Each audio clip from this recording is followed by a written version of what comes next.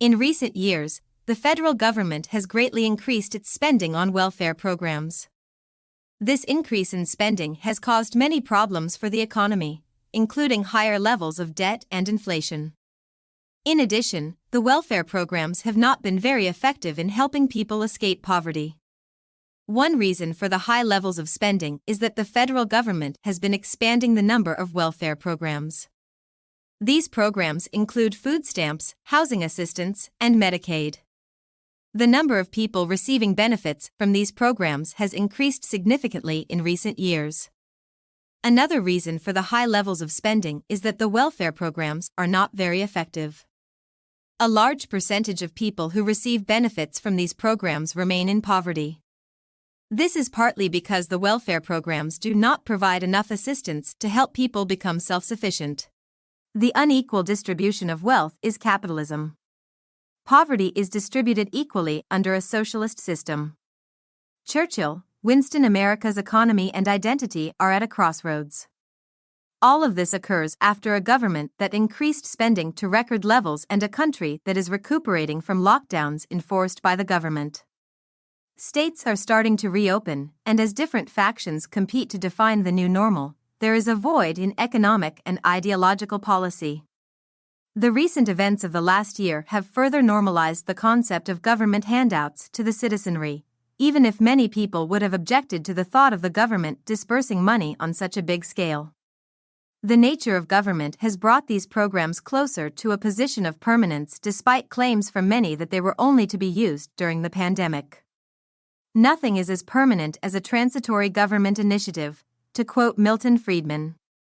Indeed, there are currently initiatives underway to formalize such transfers, with many in Washington calling for the welfare state to be expanded to a degree not seen since Lyndon Johnson's failed Great Society.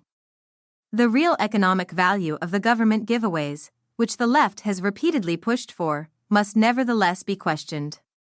Although some myopic plans appear to offer at least short-term gains, it is important to assess whether or not these actions will have long-term economic rewards. The government has repeatedly proven to be a terrible manager of other people's money. Because there is no exchange of products or services as money moves from the taxpayer to the government to the welfare recipient, handouts halt economic growth. Economic interactions are voluntary exchanges that take place in a free market where everyone receives something of value. More transactions lead to increased economic activity. On the other hand, the government obtains the funding for the welfare state either by borrowing it against the credit of the taxpayers or by imposing taxes through coercion. $1, for instance, is forcibly transferred from the producer to the receiver when the government utilizes it for these entitlement programs. The value that could have been added to the economy if the recipient had earned that money is destroyed by this transfer. It is disrespectful to the worth of the taxpayers' labor to take money that they have worked for and give it to others who are receiving handouts. However, the harm caused by the entitlement systems that redistribute income does not stop with the contempt for taxpayer labor. Because participants in such programs are rewarded for not working, workforce productivity is also reduced. As a result, firms that depend on labor are unable to find workers to run their operations, which sets off a vicious cycle. There are fewer job openings accessible when these places of employment are forced to close their doors for lack of workers. The ensuing unemployed are subsequently addressed by further integrating government social programs into society. Communities that were previously prospering can be destroyed by a cycle of dependency on the government and poverty brought on by entitlement programs when the maelstrom of government assistance programs devour the economy. Finally, public assistance is a concern on more than just an economic level. The sedative of government handouts is arguably the most devastating influence to erode the drive and work ethic of a workforce. When a government distributes entitlement funds to its people, it is implying that the nanny state will provide all or part of their financial support. The American economy and work ethic are renowned as the greatest drivers of free enterprise, business, and innovation in the entire globe. Recognizing the negative effects of policy plans to expand redistributive entitlement systems is necessary to preserve this remarkable performance. A root of socialist policies is a path to America's demise. Public policy should place a high priority on creating an environment where people may successfully participate in the success of the free market system and truly appreciate the worth of their own efforts. In the United States, the government provides several welfare programs for its citizens. These programs are designed to help people who need assistance. While many people think of welfare as a program for lazy people, this is not always the case. In fact, most of the welfare provided by the government goes to babies, children, and veterans. One of the biggest recipients of government welfare is infants. The United States has one of the highest rates of infant mortality in the world. To combat this problem, the government provides several programs that help mothers care for their infants. These programs include maternity leave, food stamps, and WIC, women, infants, and children. It is hard to imagine how much more is hypocrisy of using Christian religion to win political office at the same time fight against Christian preaching. Today's disturbing tendency in our nation is taking sides. Never before have our political beliefs and positions on topics been so polarizing. The Church has long engaged in conflict with various groups on how to practice its faith. Should we prioritize rescuing souls over addressing people's basic needs? Jesus accomplished both, so this false dichotomy is untrue. Jesus showed his compassion for the underprivileged and the poor by curing the ill, giving sight to the blind, and touching the leper. But he also shared the message of God's salvation and love. Jesus' side requires all sacrifice.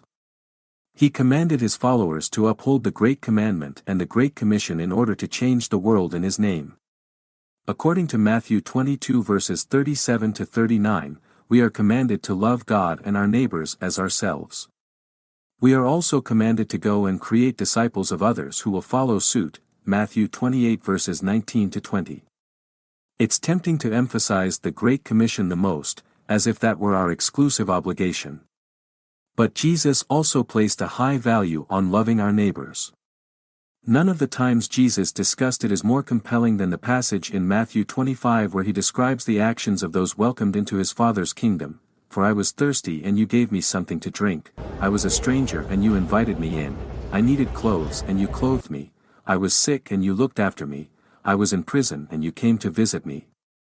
Sincerely, whatever you did for one of my brothers or sisters who was the least, you did for me, Matthew 25 verses 35 to 36, 40. Truly I tell you, whatever you did for one of these least of my brothers and sisters, you did for me, the king will respond. Matt 25:40. The surprising extent of Jesus' love for people is demonstrated in Matthew 25. Because of how deeply he identifies with the least of these, when we reach out to them in love and experience their suffering, we are actually embracing and loving Jesus.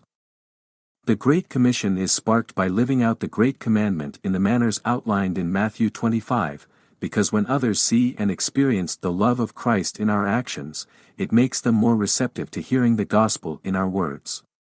Therefore, in order to fulfill the Great Commission, we must first fulfill the Great Commandment. The impoverished are near to Christ because they are close to them.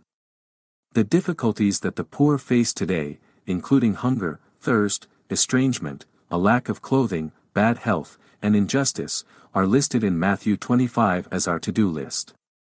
You are meeting all these needs as a child sponsor or a World Vision supporter, assisting World Vision in enhancing a kid's complete community. By giving children and families access to safe drinking water, wholesome food, healthcare, quality education, and employment opportunities, we hope to improve their quality of life. However, our ultimate goal is to transform the world for Christ. By showing compassion for others, we demonstrate that we are on the side of our God, who fervently loves everyone. We pave the way for the message of a Savior who transforms men and women for all eternity when we show the world this love through deeds of kindness, compassion, and justice.